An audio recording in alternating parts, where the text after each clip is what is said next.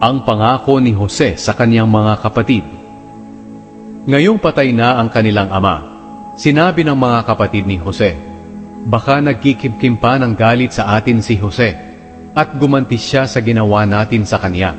Kaya nagpadala sila ng mensahe kay Jose na nagsasabi, "Nagbilin ang ama natin bago siya mamatay, na sabihin sa iyo na patawarin mo kami sa masamang ginawa namin sa iyo. Kaya ngayon patawarin mo sana kami, alang-alang sa Diyos ng ating ama." Nang makarating ang mensahe nila kay Jose, umiyak siya. Hindi nagtagal, pumunta mismo ang mga kapatid niya sa kanya. Pagdating nila, nagpatira pa sila sa harapan niya bilang paggalang. Pagkatapos sinabi nila, "Handa kaming maging alipin mo." Pero sumagot si Jose sa kanila, "Huwag kayong matakot.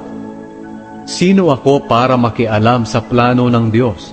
Totoong nagplano kayo ng masama sa akin, pero plinano na ng Diyos na magdulot iyon ng kabutihan, na siyang nagligtas ng marami sa inyo sa taggutom.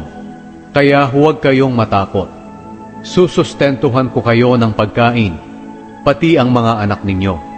Pinangakuan sila ni Jose at nakapagbigay ito ng kaligayahan sa kanila.